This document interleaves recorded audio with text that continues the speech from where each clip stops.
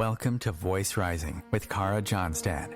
Enjoy weekly conversations with leading luminaries, pioneering visionaries, singers, poets, musicians, and sound healers as we explore the profound role our voice plays on the path to self-realization and global enlightenment.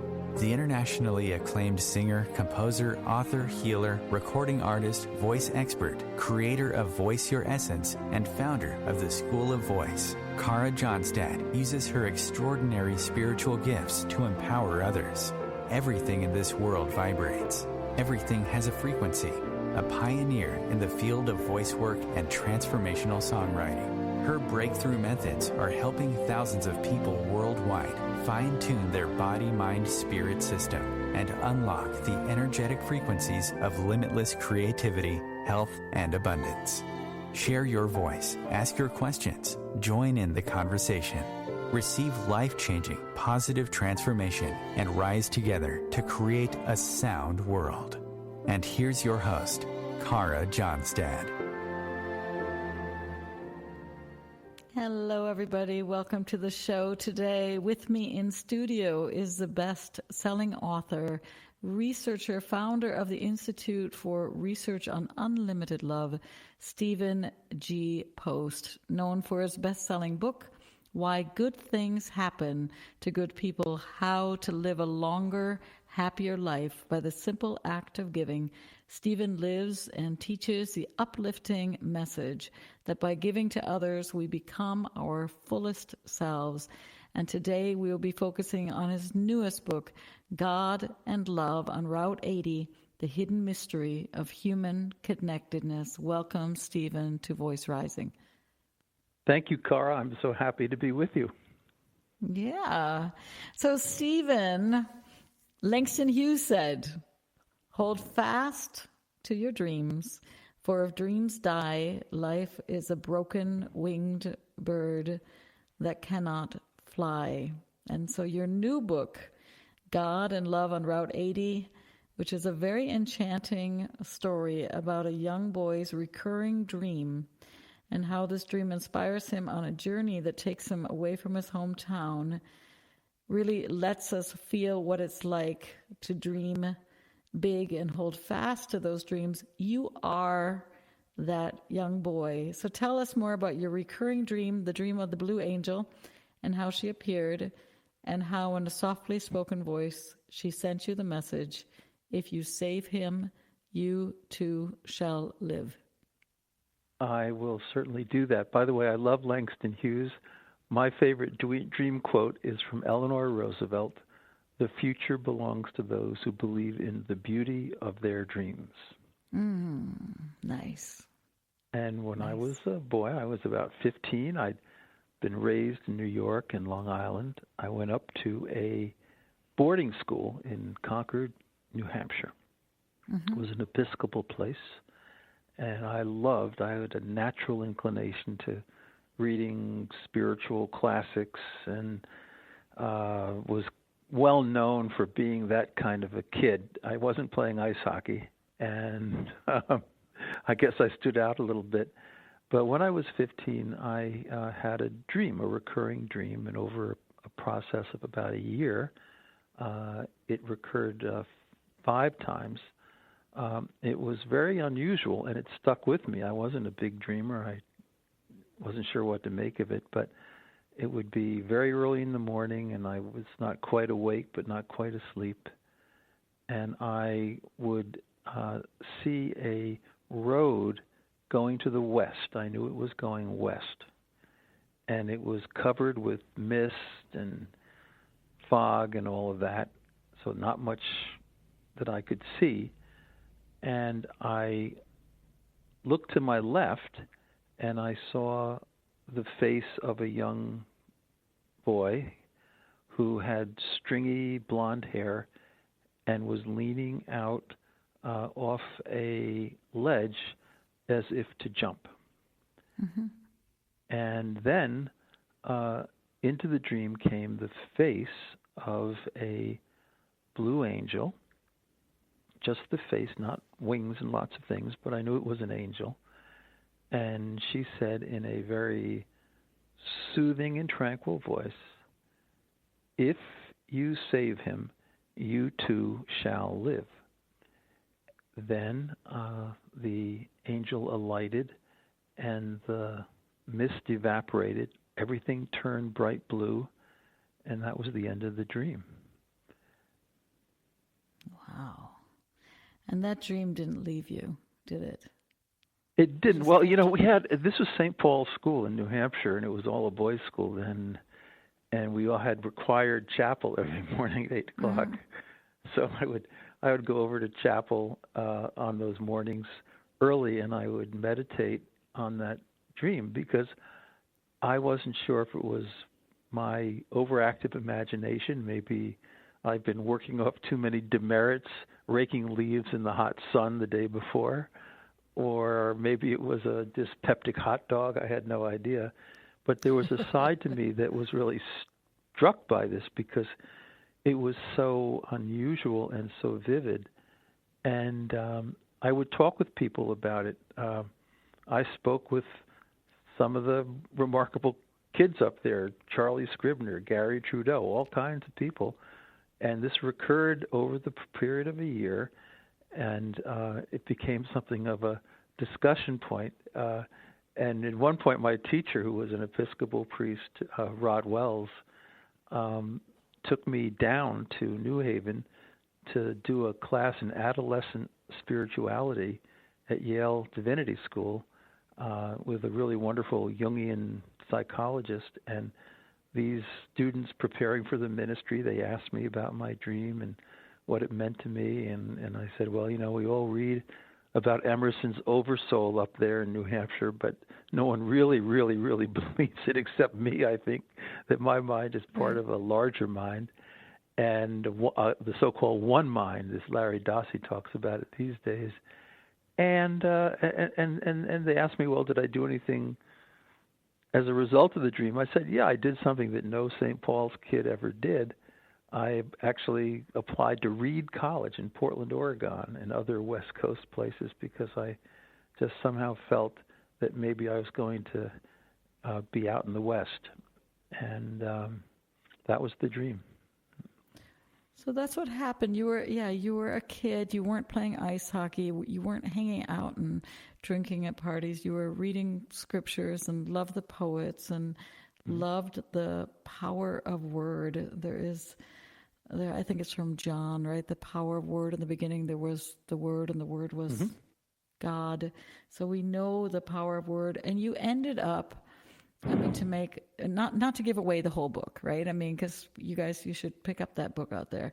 But you ended up taking your guitar, and I wanted to ask if you still had your guitar, because your guitar also seems to link you to many synchronicities, and you had always music as part of your life. Is that true?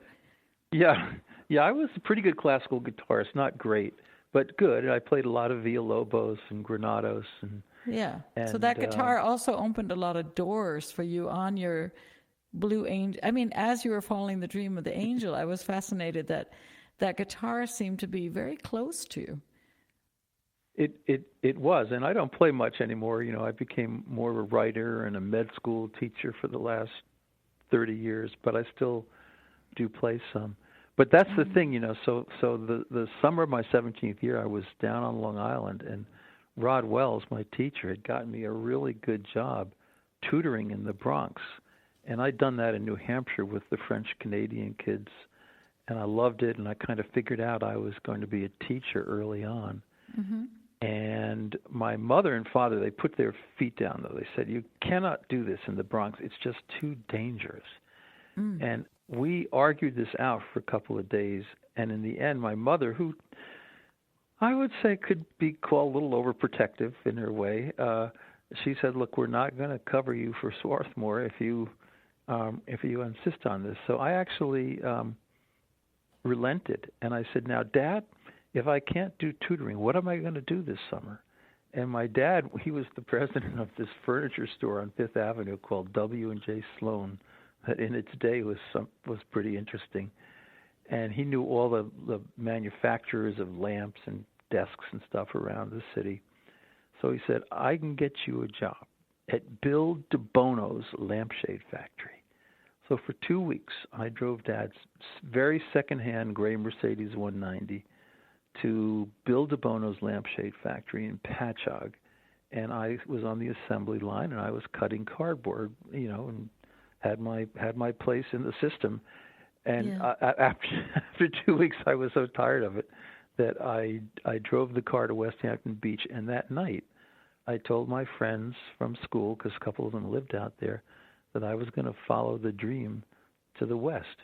And I put my classical guitar in the car again, and I had my Siddhartha and the perennial books of a few of the great authors, and I had $40 in my wallet, and I just started driving west. Mm.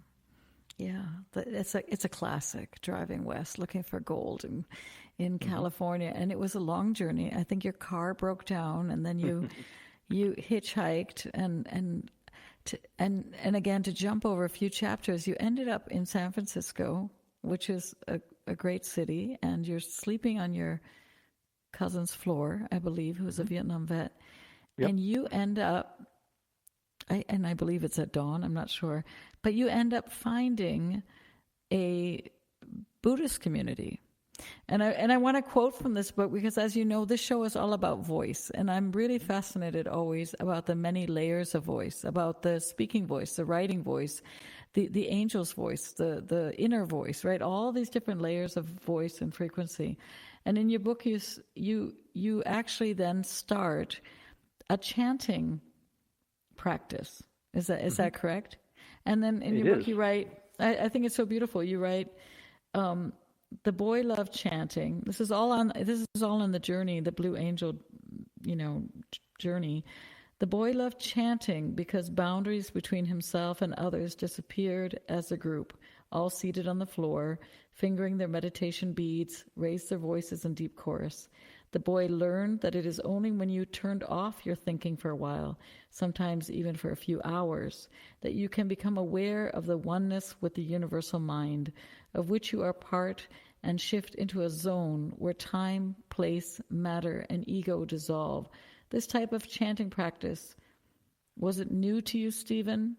Or was this type of sitting together and chanting new to you, and how is it different than, I know you did a lot of music, I'm sure you were singing hymns and prayers at St. Paul's. So what was different for you in this chanting practice? Well, these were the Nichiren Shoshu Buddhists, and I had never chanted before in anything like that style, and we had those really loud wooden beads that when they really got going, they made a whole lot of noise, and you just were lifted somehow out of the room, and it was so powerful.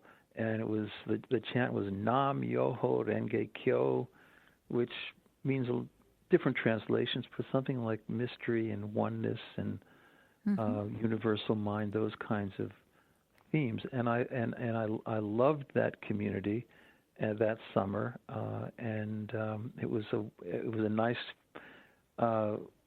spiritually uplifting experience. And then I played classical guitar in Hispanic restaurants in the Mission District for pocket change. Yeah. It was a very magical summer, and it touched you so deeply with the very little money you had as a young man, but you purchased something called a Gohon Zon. And this Gohon Zon accompanied you on the journey and accompanied you also as you set out to then embark on your next leg of the journey, which was to go to Reed College. What is the importance of the synchronicity between the Gohon Zon, which you'll have to explain to our listening audience what it is, and the synchronicities that we're going to unfold before you? Well, great. So what happened was I drew a very, very bad draft birthday number, and I called the people at Reed College because I turned them down months ago, and I said, look, I don't feel like I should go to Vietnam. Can you open up a spot for me in the freshman class? And they said yes.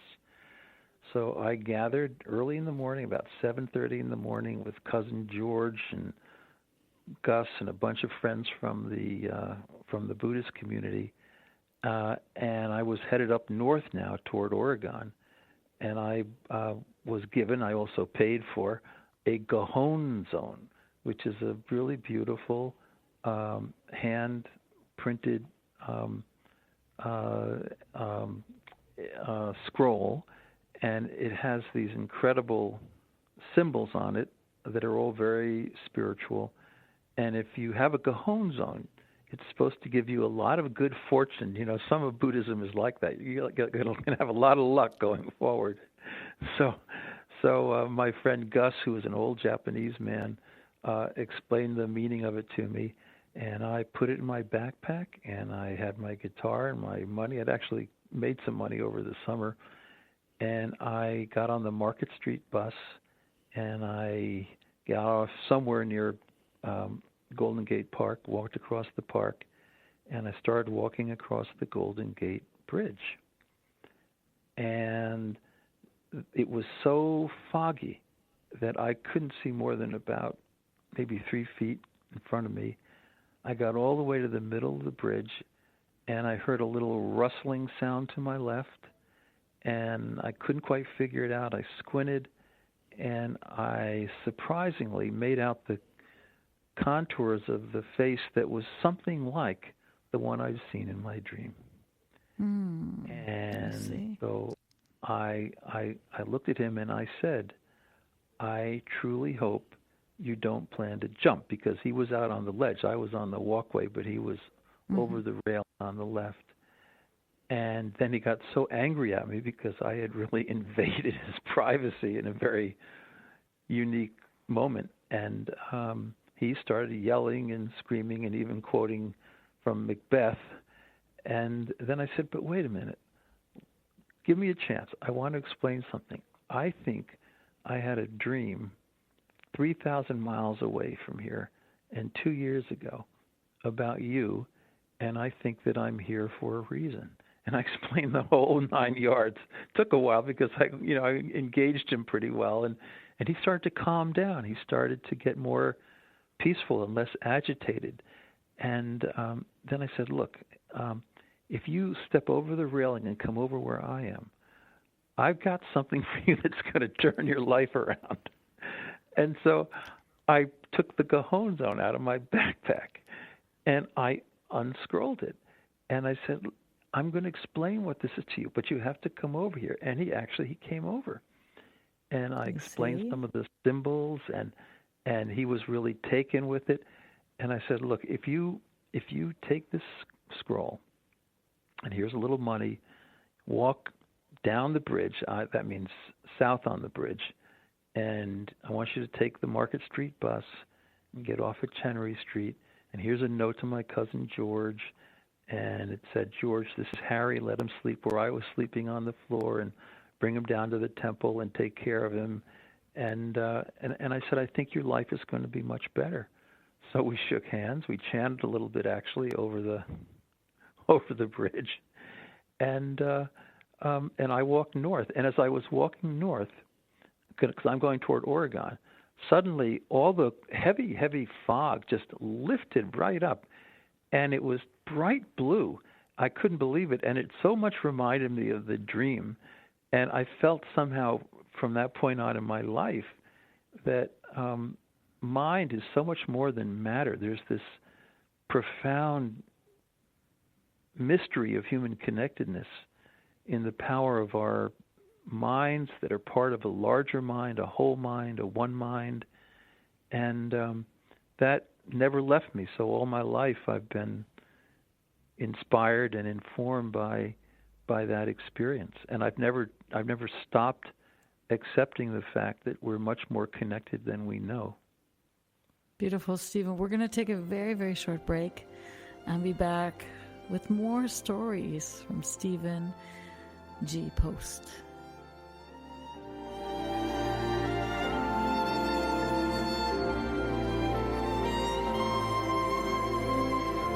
The cutting edge of conscious radio, OMTimes Radio, IOM FM.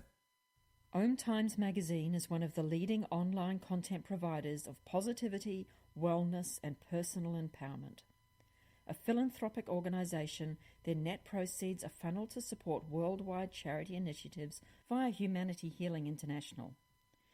Through their commitment to creating community and providing conscious content, they aspire to uplift humanity on a global scale. Connect at OMTimes.com. OMTimes, creating a more conscious lifestyle.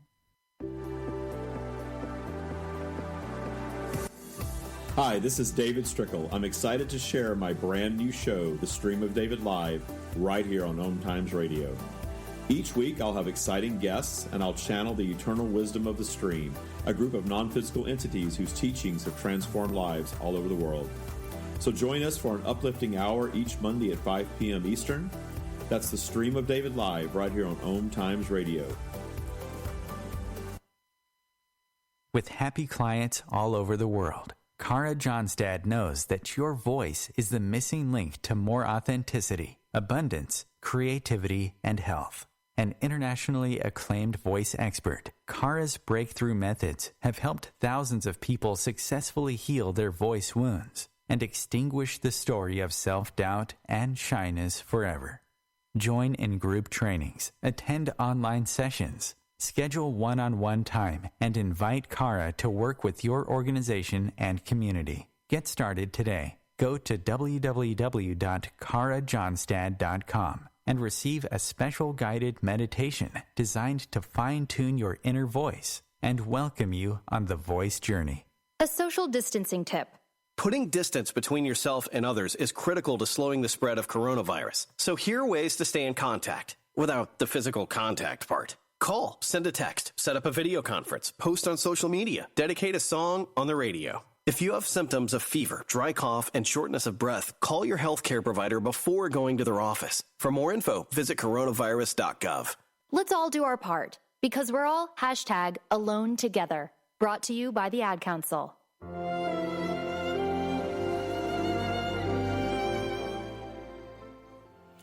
Welcome back to Voice Rising. I'm your host, Kara Johnstad, and with me in studio today is the best-selling author and founder of the Institute for Research on Unlimited Love, Stephen G. Post. Stephen, we left off, you were on the journey to north. You were northward bound at the Golden Gate Bridge, and you were heading towards Reed College in Portland, I believe, to study. Mm-hmm.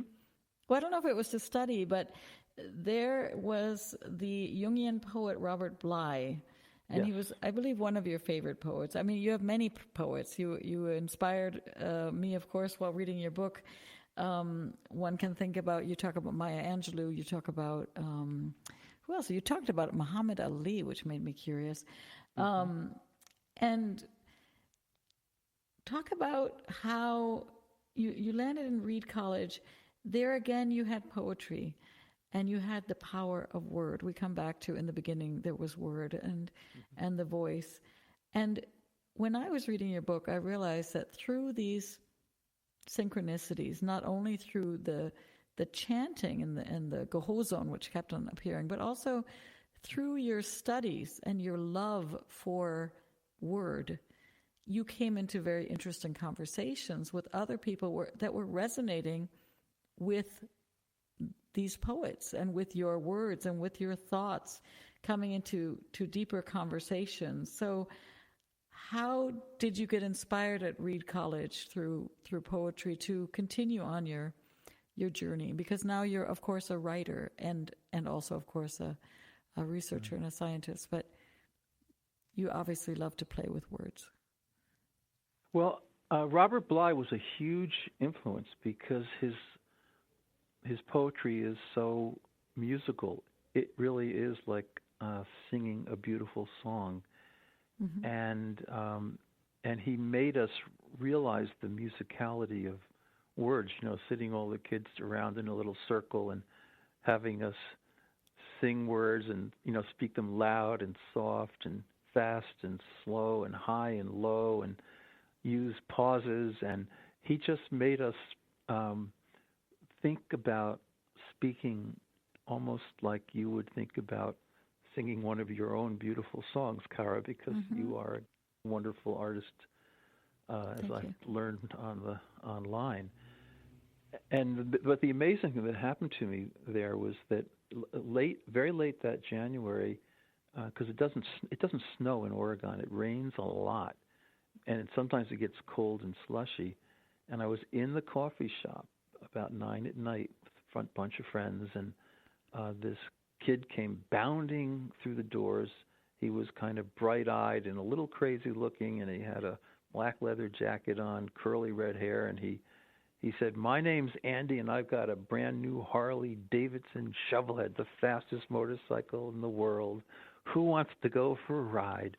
And like a fool, I said, "I do." And I went out there and jumped on that motorcycle, and this guy, Andy, he took off, and he slipped sliding on the slush.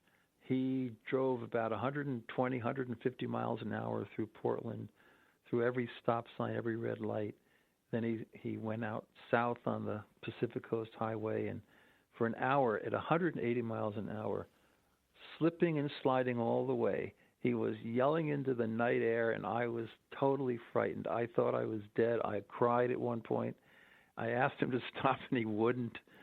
And then somehow, almost miraculously, he did this sort of Evel Knievel style U-turn over the Midway, and he drove back as fast as he had driven out from Portland, and he dropped me off exactly in the spot where he'd picked me up. And I was like staggered. I was totally out of balance, and I walked over the bridge to my dormitory, Ackerman dormitory, and just as I crossed the threshold, now it's 11 at night West Coast time, so it's 2 in the morning in New York, where my mom is. I never answered the phone. It just wasn't something I did. There was a payphone on the wall. And back in the day, right? Yeah, absolutely. And I crossed the threshold, and that thing rang. And as I was walking by it, I actually felt a spiritual energy pushing me to pick it up. I didn't see anything. There was nothing that I could see visibly, but I just felt pushed to pick it up. So I picked up the phone. I said, "Hello," and it was my mother. And she said, "Oh, my God, Stevie, you're alive. I thought you were dead." And she talked about having this dream, this premonition, and she'd woken up all sweaty and fearful. And I said, "Mom, that's really amazing, because I thought I was dead too." And we had this conversation that was very, very deep.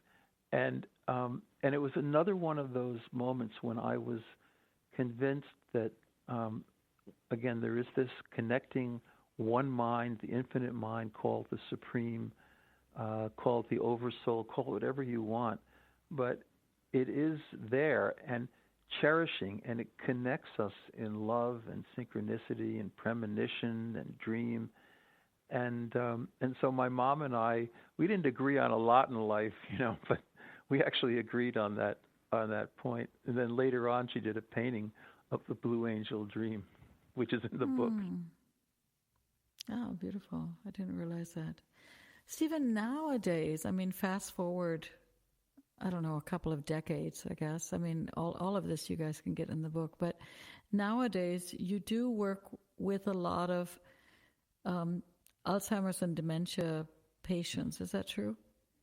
Did I get that right? Been dedicated to that group, yes. Yeah, that is your life's work. And this is my curiosity. My grandmother, actually, she suffered terribly from Alzheimer's, and so my curiosity is, you say people that simply, forget to remember in a way.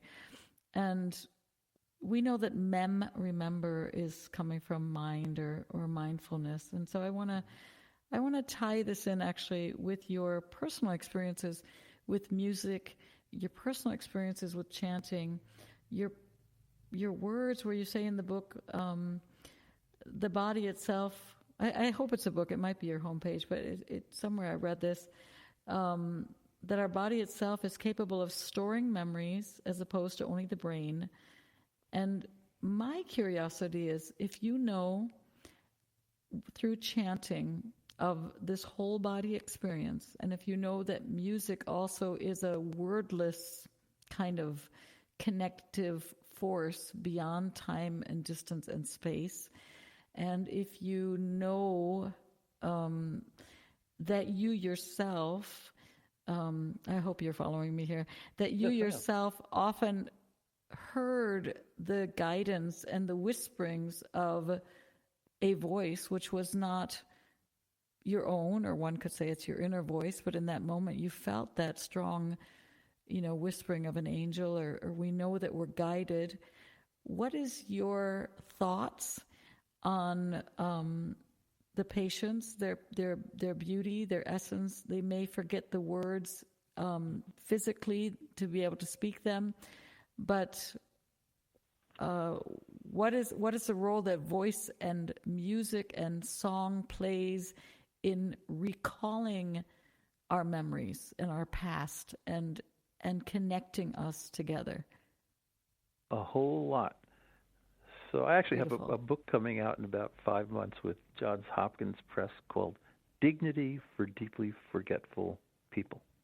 And a lot of it is about music and memory. And down the road here, I'm in Stony Brook in New York, but about 20 miles away is the headquarters for the musicandmemory.org program. And you can take individuals who are, I'll tell you, Kara, they're so deeply forgetful. If you were cynical, you'd say they're gone, they're a husk, they're empty, they're a shell. But if you play, and usually iPods are used, music that they identify with from earlier in life, music that their family members tell you was meaningful to them. It could be anything from Cab Calloway to I Want to Hold Your Hand. Then they will chime into it. They'll get somatic with their bodies. They'll get rhythmic. They'll usually sing a few lines, if not a whole verse or a whole song. They will become affectively uplifted. And then after you take away the iPod, they're actually capable of some conversation for at least a few minutes. It's unbelievably surprising. And so the point to all of this is, on the one hand, they feel more peaceful over the course of the day, and we have measured that. But the other thing is that their caregivers realize that grandma's still there. They're not gone, absent a husk, but they're still there. Underneath that sort of breakdown in communication and maybe some brain structures, there is still this soul, this being, this part of an infinite mind. And, I used to say that, well, maybe the deeply forgetful, they've just gone down to the train station. They've got 1 foot already on that great train bound for glory, so they're actually ahead of us. But I'm a believer in the spirituality of the deeply forgetful, and that's why we have to honor them. It's namaste all the way. The divine never leaves us. Yeah, so true. And we do have to smile when we sit in meditation practice. We're going into that deep silence. We're sitting in deep silence, and here we have wonderful souls that are teaching us actually about the 1 foot on the other side. That we could learn instead of being frustrated that they're not speaking. We could also sit in that silence or play music, or there's a lot of things where we could learn from them, right? This is my other curiosity, and I ask this because you're a researcher, and because I have my grandmother who has passed now, but she had many years, terrible, or not terrible, I don't know, Alzheimer's. The question is, this is my fascination as somebody who works with voice and who researches voice. When we're little kids, our voice is full and strong, and our voice is babbling, and our voice is connected to movement. And we as a society have stopped more or less singing together. Many of us have given our power up to the radio, and although these songs activate memories, of course, but many of us, when I was growing up, and I think if you still had payphones on the wall like I did, you can remember this too. People were whistling while they were hanging wash. People were humming while they were cooking a soup. people were still walking and making music. And it seems to me, but maybe I'm over in Germany where the people are quieter than in America, but it seems to me that people have less and less and less a connection to folk songs and their simple songs and whistling while they work. And it's more automated, and it's more, a radio feeding us instead of us connecting to our own voice.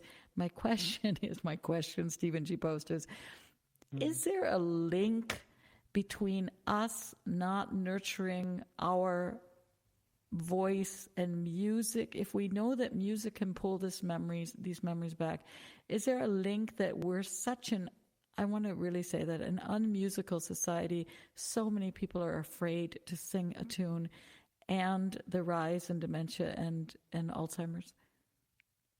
Yeah, well, I mean, I sometimes go to these memory centers in Brooklyn, and I went to one, and they had an Alzheimer's poet, kind of like Robert Bly type. Oh, I like it. Yeah. He had about 20 people with dementia who were not communicative, but they were there, and their caregivers were around, and he started speaking and singing "The Road Less Traveled," very melodious. And as he did that, because most of these people identified with Robert Frost at some point growing up, they also started reciting the poem, and they got musical with it, and suddenly they were really a community, and they came alive and like unbelievable, and they were smiling with one another and even high-fiving. And so somehow in that musicality and in that word, they formed community. And so I think that's really, really important. And there's an Alzheimer's choir in New York, in fact, all over the country. And when folks who are very deeply forgetful sing material that they remember meaningfully from, could be church or synagogue or whatever it might be, they really come into themselves, and their family members are so inspired. And so this is really, really, really important. And by the way, no question, neurologists now believe that one of the 5 or 6 causes of Alzheimer's, which is a particular form of dementia, is stress.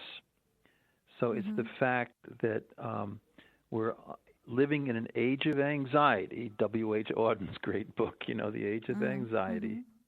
And people are so nervous about so many things. Our university just did a big study of the 9/11 responders, because that's right in New York, and so we had the support to begin to follow them.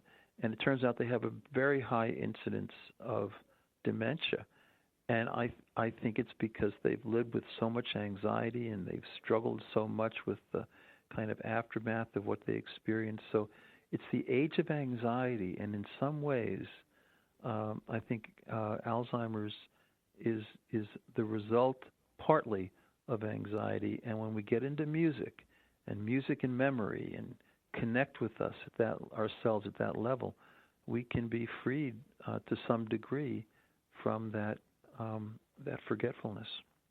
Beautiful. Stephen, we're going to take another very, very short break and then be back with more.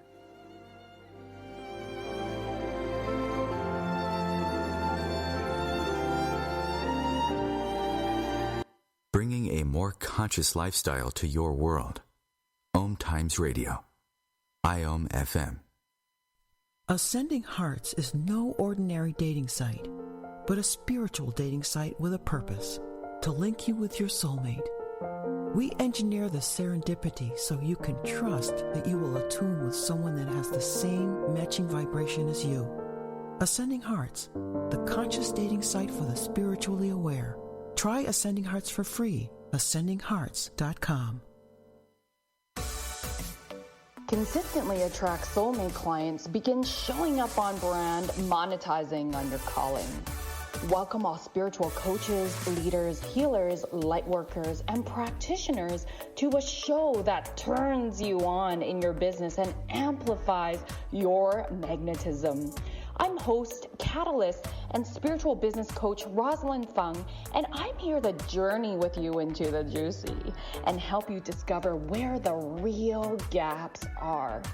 Ignite your mindset and soul with strategies and systems as each episode takes you to the sweet spot that activates your soulgasmic business by tuning in on Tuesdays at 10 a.m. Mountain. Join me for your light language activation, and let's magnetize and monetize. Imagine being fired because of who you love. Imagine being denied medical treatment because of who you marry. Imagine being evicted because of who you are. Millions of Americans don't have to imagine this. They have to live it. Because in 31 states, it's legal to discriminate against LGBT people. Get the facts at beyondido.org. Brought to you by the Gill Foundation and the Ad Council.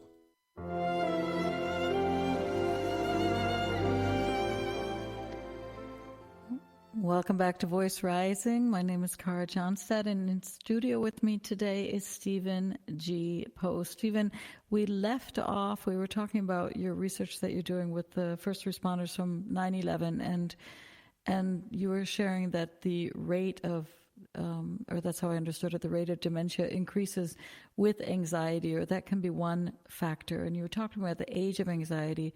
And when I was in break, this is what I was thinking. I was thinking, is it anxiety, or is it that we are taking in many more voices, and voices often of fear and things that are happening that we don't seem to be able to control? When we're reading or seeing, we don't even read the news anymore. We're listening. We're literally with that voice chakra, listening to the news of the fires burning, of beheading of teachers, of snowstorms, blizzards all over the globe.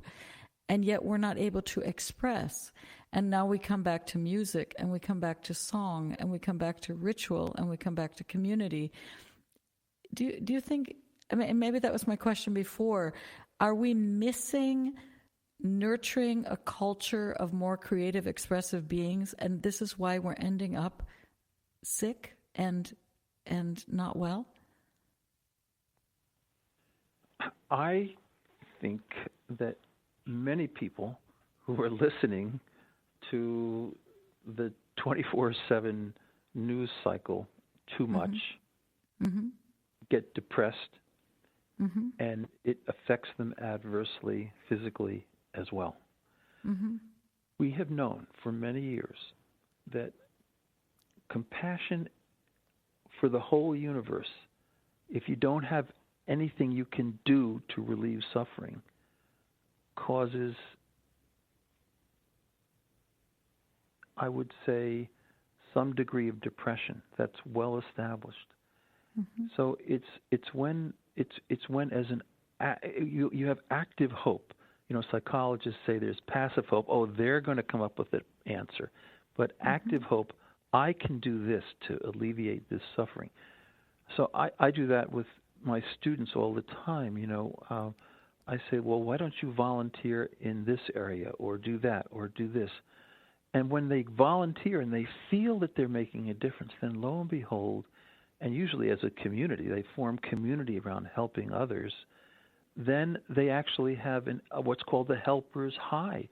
They feel more able to deal with the world around them, with loss and disappointment, with suffering. So there's no question in my mind that just this sort of passive imbibing of this incredible cycle of oftentimes very, very negative news, I just don't think it's good for the human soul, for the human body, for the human mind, for the human heart. I just don't think it's healthy. And that worries me. It worries me a lot. I had a student from Staten Island whose whole family they were Coptic Christians from Egypt, and they were killed. They were beheaded, 6 or 7 years ago. And she was in my office, and I it was very challenging, and we talked for a long time, and eventually she volunteered to do clinical work with migrant populations in New York. There's a lot of them. And she ultimately did her residency at Columbia, and she now has a practice in migratory medicine because it heals her heart to be active in that area. And that's what we need. We need to go out and do those small things that make all the difference. Active hope. I love that word. I have a song out there actually called "Message of Hope." It's a similar thing. I also am reminded the word remember. The word member is also, it's not only from memory, but it's to regroup, it's to regather, it's to come together. And somewhere in these notes, and I'm not finding it quick enough, but I thought it was very interesting. On your journey of the blue angel, you see the color blue, and you hear these words, and I know I'm going to lose it. You're going to have to say these 8 words, because what I thought was interesting is that there are 8 words, number one. I thought that was very interesting. Say the words, Stephen, for me. Say those 8 words that she said to you. If you save him, you too shall live. Exactly. And I was thinking 8 words, and I, as a musician, was thinking an octave. An octave, as we know, it's like more than one lesson too, right? It's a doubling and tripling, and I mean, it's a doubling of frequency, but it's always the same. And remember is also this shared humanity that we have, this gathering of community. We're in the middle of a pandemic, and with your work, you obviously had a very powerful dream that led you through your whole, it's basically been this beautiful thread. We would say the red thread, but in your case, we have to say it's a blue thread that keeps on running through. You talk about Chagall in your book, this beautiful thread. Now we're in this beautiful and very hard and interesting time, evolutionary time, with this pandemic that's going on. We have a climate crisis going on. We have a need, probably more than ever, for community, for kindness, for dignity, for grace, and yet we are being asked to physically distance and, of course, if possible, wear masks, which is hard because people are not seeing each other smile, right? So what is your suggestion? We can all follow our dreams, of course, but what is your suggestion? How can we increase the synchronicities, and how can we open ourselves to the grace, and how can we remember to member and gather together? Everything now is online, everything is virtual, and it's not deep enough or real enough for the kind of healing connections that we need and that we get when we are truly face to face. Mm-hmm. And so people are in exile. It's an exile from the world they've known, and it's very challenging. It's subtle. It grows on people. And as these months and months and months go by, I think people realize there's something different. They're more prone to depression for sure. I mean, suicide rates have gone up, and alcohol and substance abuse. I'm all for teledocs as a stopgap, but I'll tell you, there's no substitute for really being there with an empathic physician in the room who can pick things up and really touch base with you. So it's a world that we have to live in right now. But in the process, I'm very hopeful because I believe that people are trying to dig deeper. They're trying to find deeper meaning and purpose in life. I know in my case, my son came home to work from the living room, and he's been with us for the last 6.5 or 7 months, and I have to tell you that I've connected with him more deeply and powerfully than ever before in his life. He's 25 now, and it's been fantastic. And even my wife and I also, I think have come closer at the level of meditation and prayer. And I've actually, because I'm in a medical system, and I have responsibilities to do clinical consultations with COVID families who are not able to see their loved ones who are up in the intensive care unit, but decisions have to be made about whether to go from a non-invasive face mask to a full intubation and respiration. And so I've talked with many families, and just face to face. I mean, not in the clinical setting, but out in the offices around. And I found a great calling in this. It's been very meaningful to me, and I'm hoping that we will come out of this knowing what's really important. And those are the things that you mentioned initially: kindness and generosity and love and forgiveness and wisdom and gratitude and all the things that we miss when we just go through the motions of everyday life and take everything for granted. Very true. But it's hard.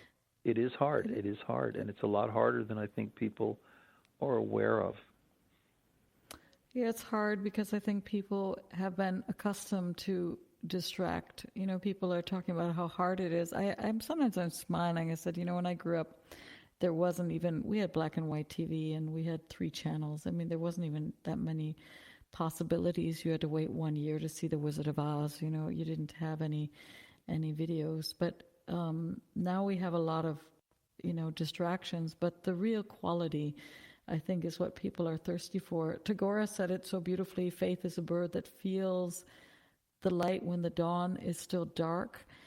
That's, I guess, my deepest wish, is for us to really start having that trust of a bird in the morning and sing in the dawn and know that we're in a darkness, but trust in the light. What message, Stephen, do you want people to take from God and Love en Route 80, your newest book out there? If there was one message, what would it be?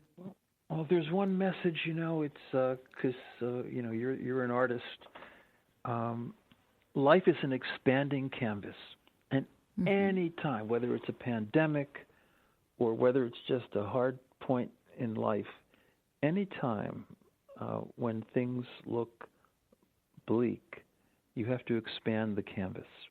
It's like a Jackson Pollock painting. He just threw a gob of that paint down on the canvas on that floor in that barn out in East Hampton. And it didn't look like much. It was just yucky. But what he did, and that was his brilliance, was he would cover it over with all these wonderful, energetic, colorful, creative lines. And by the time he expanded things outward, what looked terrible became a thing of immense beauty. And this pandemic is an opportunity to create something of immense beauty. I have no question about it. The world was not going to do too well, just kind of going on the way it was.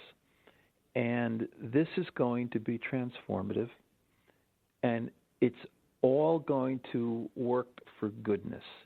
For those of us who can find within our souls the truth, the meaning, the purpose, we can bring together deeper communities.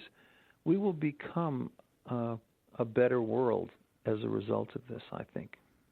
It's kind of like the trees that become stronger when they go through the storms and the drought years, right? Yes. It reminds us of our own resilience and that we can tap into that faith. And as you said, active hope. It's a beautiful line to end with. Stephen, I thank you so much for being with me here today at Voice Rising, for sharing your voice and your vision and your love for humanity. Well, it's really been nice speaking with you, Kara. You have a beautiful, beautiful, beautiful voice and a beautiful soul, and I'm really honored to have a little time with you. It makes me smile. And come back with your book on music and memory. I will. Okay. Yeah. Just give me a shout out, and we'll do that. I'd love to read it. Okay. Thank you, Stephen. Okay. Bye-bye. Thanks. Okay. Bye-bye.